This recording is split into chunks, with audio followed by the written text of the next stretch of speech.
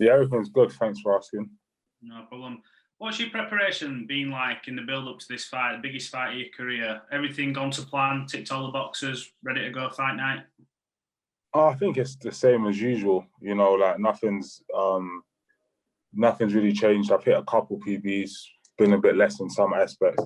It just is where it is. Do you know what I mean? It's just another training camp. Like I don't put too much stock in this, 10, 12 weeks. I think it's the camp before that, the fight before that. So I feel in a good place. You're 15 fights in, 12 knockouts. Do you believe on fight night you'll be able to get him out of there? Have you got the power to walk in there and just breeze through him? How do you see it happening? I mean, I don't know about just walking there and breeze through him because it's a trained fighter, but I definitely have the power to stop him. It might not be one shot he's gone, but definitely an accumulation like within any 20-second burst. Like I believe I have the power to hurt him properly. Do you believe, looking at his record, although I've heard a lot of people saying you're heavily favoured in this fight, but he's only lost to the likes of Bradis and Usyk. Do you think in some aspects that the casual fans maybe are overlooking the danger he poses in this fight? Yeah, but to be honest, as long as me and my team aren't overlooking it, do you know what I mean? That's all that matters. He is very good. He's been 2-time world champion for a reason. Hopefully I don't find out why. And I make it a comfortable night for me and everyone watching that's supporting me. What's next? You don't overlook anyone. You made that quite clear. But providing you do get the victory, are you looking to unify and go on to face the likes of Marius Bradis and unify the titles, or are you wanting to maybe step up further and test yourself at heavyweight? What's the plan? It's all just up in the air, really. It all depends on Saturday. If I go in there and breeze through him, I might. It depends. I don't really know, to be honest. I haven't really thought too much.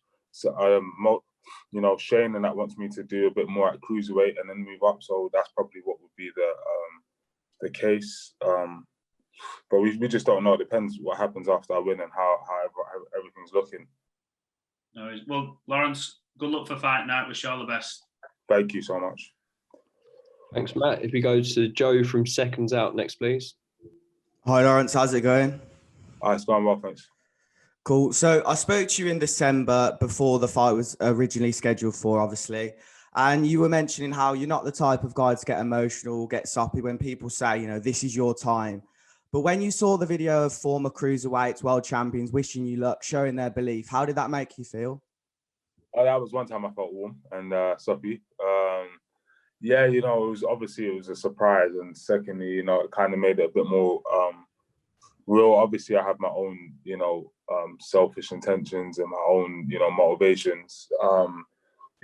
But it was good to kind of see like how I'll be carrying the torch on for those great champions that came before me. So it did add another layer. I wish I saw it a few weeks earlier. They would have trained even harder. I don't know, but it was good to see. Of course. Now, obviously, you still had a fight in December. It was over in 2 rounds. How did you look back on that now? Because obviously knocking someone out within 2 is going to give you confidence. But do you feel as if it maybe would have been good to also get some rounds in so that you've had more rounds over the last year? No, not really. I mean, I'm still quite young. So I feel like for me, like time at the ring isn't that big a deal because I do a lot of sparring. So for me, I usually spar myself into like sharpness and fitness, and I've done a lot of 12 rounders this particular camp.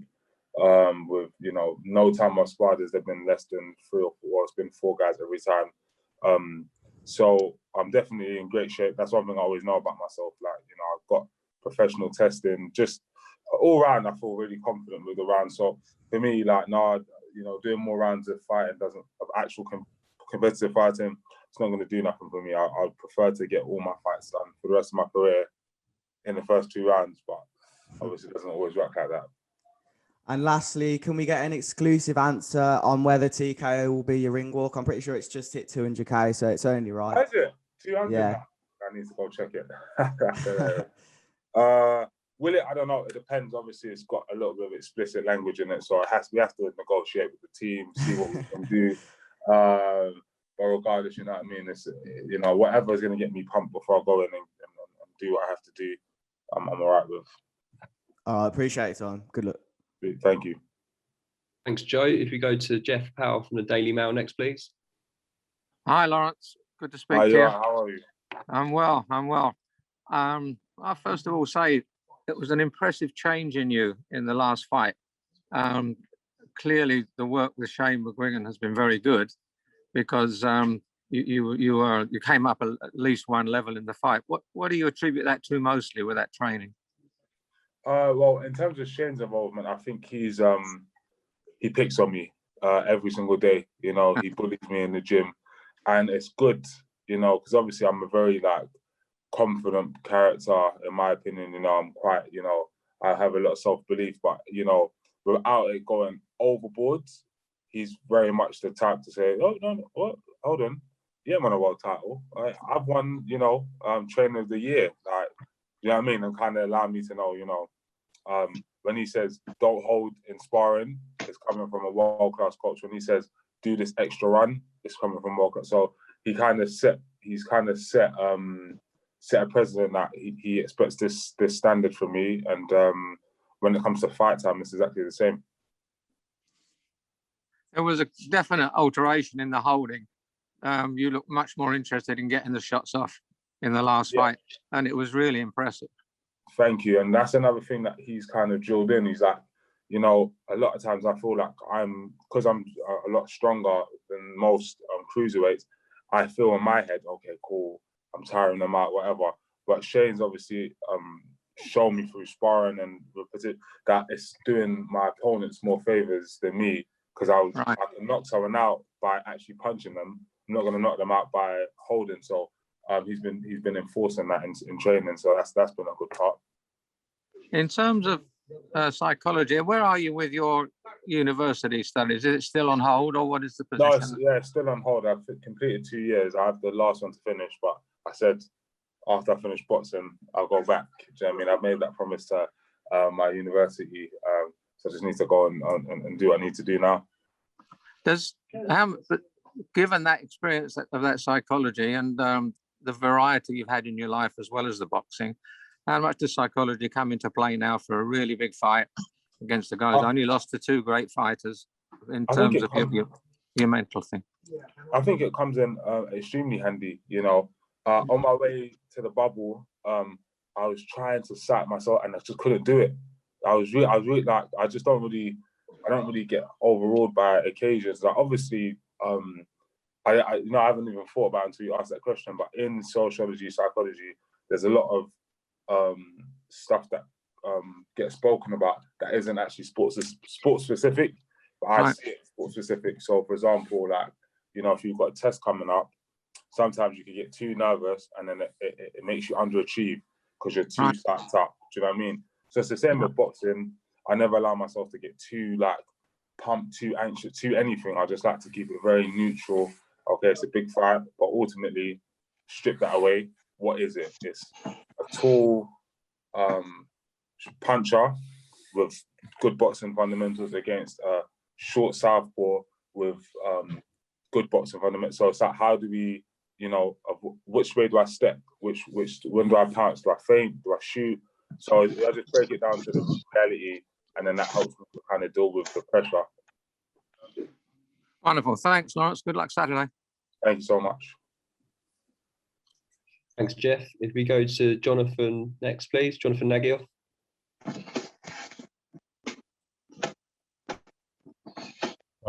Hey, Lawrence, how are you feeling? I'm feeling good, thank you. Good.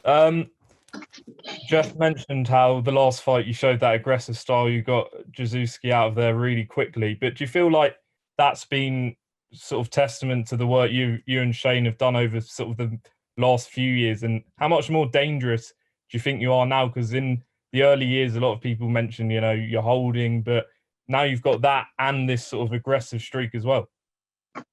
Yeah, I think it's as I said, it's good. Just in terms of just making sure that I get fights finished quicker. Do you know what I mean? That's because really and truly, you know, I don't really enjoy the time in the ring. Do you know what I mean? It's you're constantly in danger. You're constantly hurt, like, you know, punching. You have any chance to hurt your hands or anything like that. So, you know, I'm interested in getting my fights over, you know, quickly and efficiently.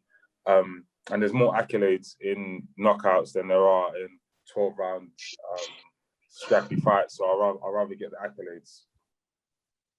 Nothing seems to phase you on fight week or before fights. I'm just wondering and intrigued on where that self-confidence comes from. I honestly don't know. I honestly do not know. I can't even lie. And I don't like, it just feels like it's just actually just who I am. I don't have to like, I don't know, like do any sort of special things to make myself feel anywhere. It's just generally how I am. I think it does help a lot in terms of like, you know, dealing with big occasions, but ultimately I've been in big fights before. They might not be world title fights, but in my mind, relatively, I don't know if that makes sense, like those were the biggest moments. So when I was boxing Chamberlain, that was life and death for me. Do you know what I mean? Could I walk the streets of Hackney the same if I lost? No. So do you know what I mean? It's just relatively, I've had an experience with big occasions, so it's never gonna phase me really. You're a heavy favourite with the bookies. You have the momentum going into the fight, but he's fought considerably the more experienced opposition. How do you feel you've bridged that gap well enough going into Saturday night? Is it just, you know, just again confidence, or is it sparring? I'll bridge that gap in terms of between me and her. I think ultimately I've been, you know, good enough to win a world title for a while, but in what style is the question? Is it going to be a 12-round grapple, and, you know, or is it going to be me boxing? So I think I've always had that bridge. The fact that, you know, I was able to, in such little fights, become an Olympian, shows I was one of the best amateurs in the world. So as long as I became fit and able to deal with professional boxing, I always envisioned I'd be able to be one of the best boxers as a professional. So the gap in class, I don't really see it, to be honest, because I've managed to win the British, European, all of these belts. So I don't really see it. Yeah, I don't know if that makes sense. I don't really see there to be a gap for me to bridge, really. Appreciate it, Lawrence. Best of luck Saturday. Okay, if you go to Mark Staniforth next, please. Lawrence, how you doing? I'm good, thanks, right? I mean, all these questions about this sort of whole psychological journey you've been on. If you reflect back to the start, you know, maybe the Rio Olympics, how did your psychological mindset compare then? And did you have the belief then that you'd be where you are today? So I think the difference in my mindset, perhaps as an amateur to a professional, is of course, I definitely had the belief then, you know, to be able to have 15 fights in 2015 November, to being an Olympian in the summer the next year. However, I think my thing was you know, because when you're an amateur, you always know that there's the professional to go into. So I was quite content with whatever happened. Like, getting to Olympics was amazing, and I was very content. You know, okay, I've qualified. Yes, when I turn professional, I'm an Olympian, whatever. So I think one thing that definitely changed is being professional. You only get one shot at being a professional boxer, remaining undefeated and all this other stuff.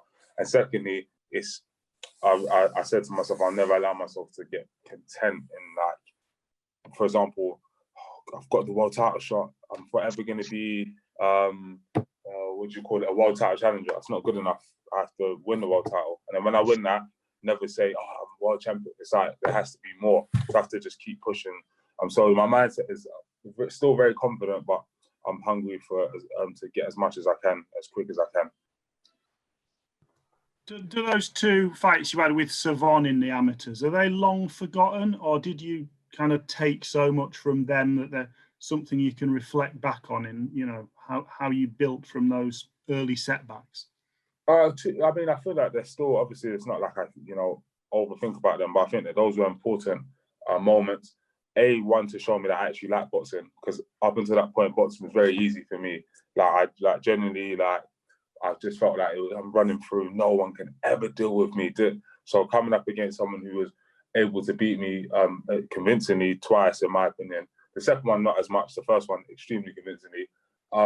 It kind of allowed me to obviously keep the confidence, but remember, you know, when I'm training, train with respect. You know, when I'm dieting, diet with respect. So boxing is a potentially dangerous sport with guys who know how to box.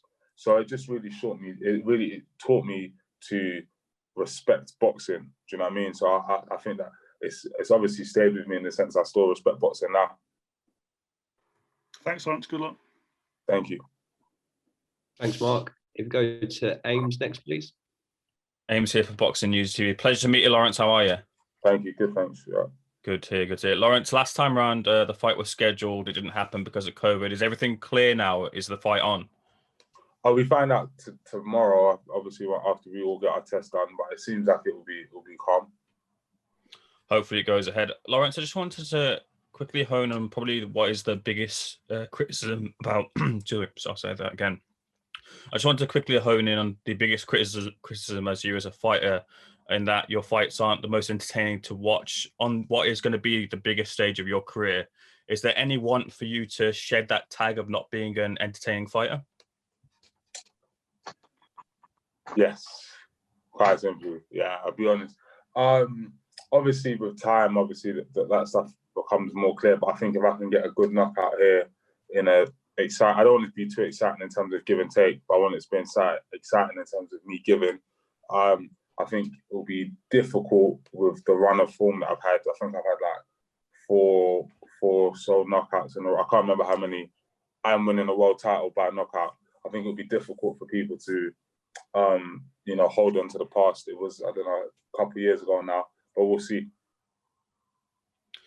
People have talked to you about the psychological side of it.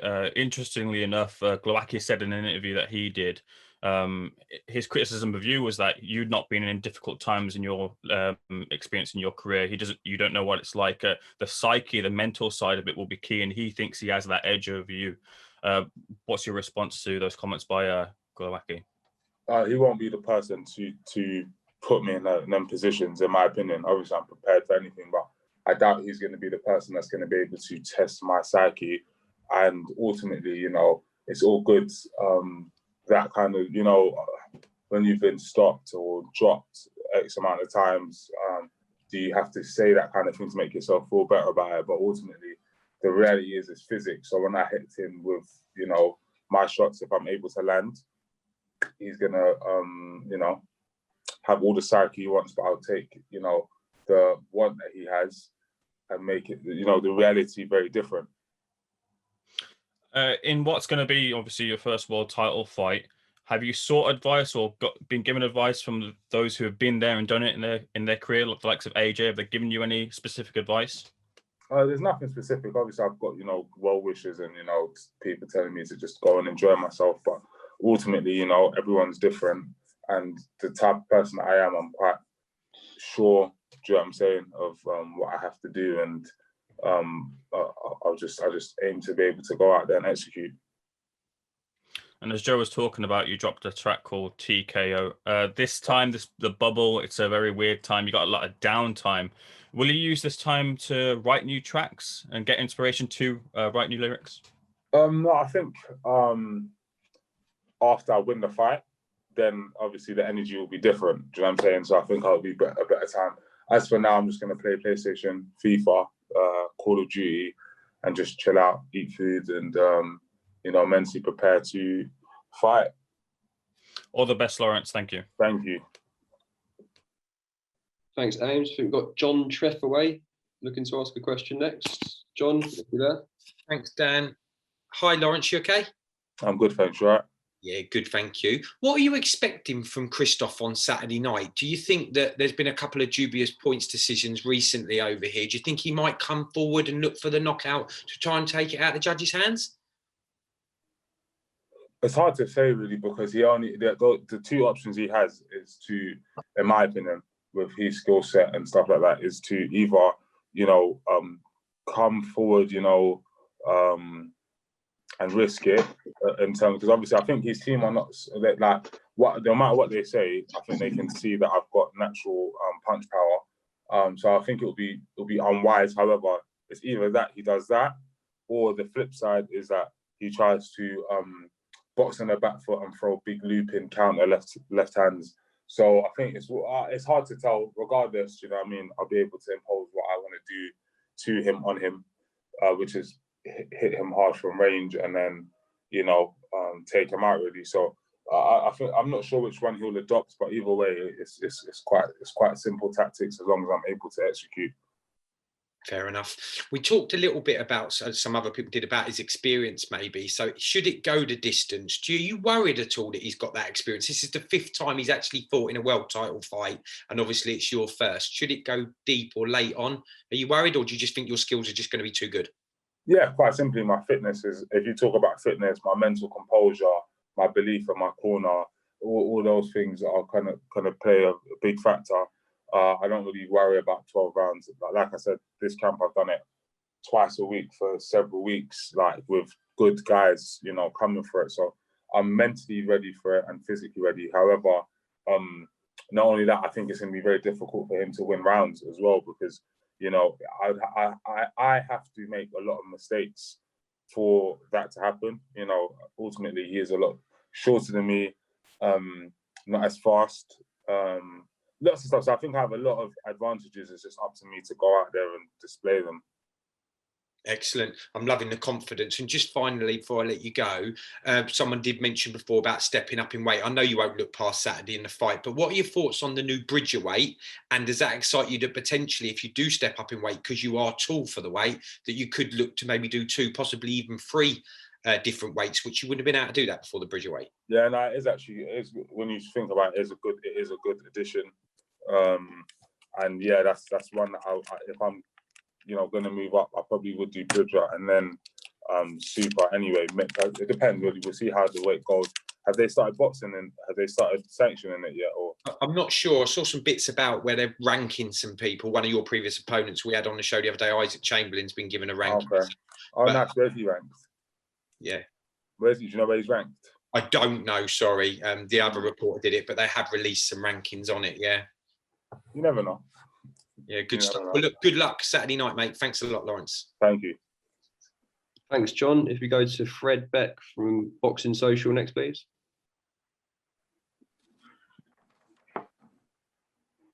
Mate, can you hear me? Yeah. Yes. Perfect. So, Lawrence, how are you, mate? Everything all right? Yeah, everything's good, thanks. How are you?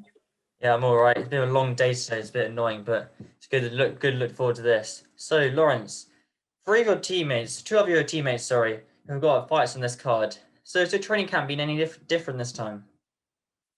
No, because usually, you know, we're all fighting. We're all quite active fighters, so we'll all be boxing in around the same time. And Shane has us in all year round, regardless. We don't come camp for camp. We come, you know, all year. So it's just been the same, except now there's been a lot more sparring. So I think it's been more difficult for Shane because he has to be in the gym for a lot more hours. But for us as individual fighters, I don't think it's a big change. And as we all know, you're a great amateur boxer. In the amateur boxing system, as well as the small hall boxing, it's all dead at the moment because there's no fights on because of COVID. Do you have any advice for any amateur boxers watching this right now? Yeah, just continue training. Stay true to your goal. And, you know, the ones that are able to stay mentally focused and keep up with the stuff when opportunities do arise again, they're the ones that are going to be able to do well. So just make sure you're one of them. Perfect. And I've got one more question, but I watched your music video. Yeah, it's quite good. I'm no Eminem, so I can't really comment on it. But is music something you like to pursue after boxing? That is hilarious. Not after boxing. I think it's just a side little thing that I enjoy doing. You know, obviously during lockdown, I was able to, you know, go to the studio because, you know, I wasn't in the gym as much. So it's just a little bit of fun on the sides. I don't know about after boxing. By the time I finish boxing, I'll be too old to be a rapper. So I might as well just enjoy now. Perfect. All right. Thank you so much, Lawrence. I really appreciate it. Thank you. Yes. Okay, if there's any final questions for Lawrence, if you just want to raise your hand emoji or jump in now. We've still got 3 minutes until Lawrence gets off.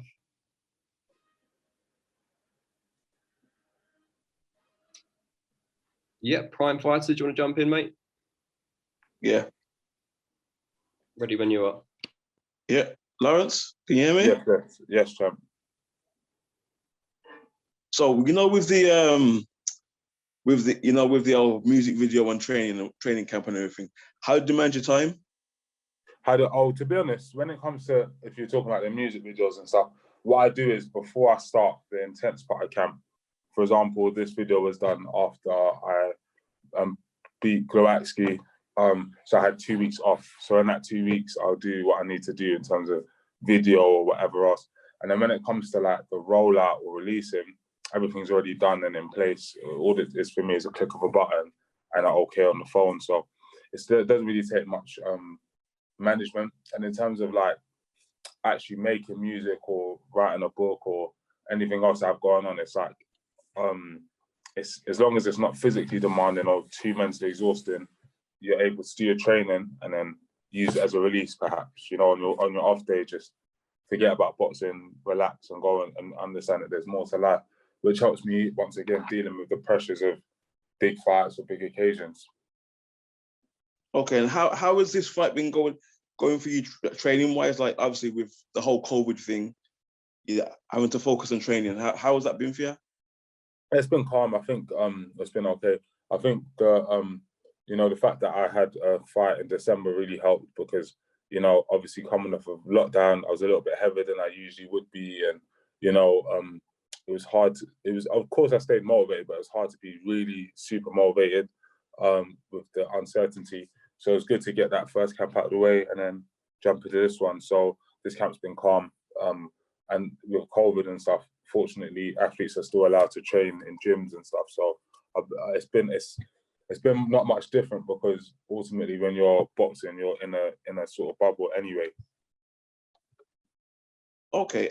Last question. So obviously the things about you, your attributes are you're strong and you're powerful. What has Shane added to your game, like since training with him? Just application. I think it's just application. No matter what trainer I'm with, no matter what happens, those are my natural attributes. I'm going to be physically strong. I'm going to be able to punch reasonably hard. I'm going to be like naturally quite fit.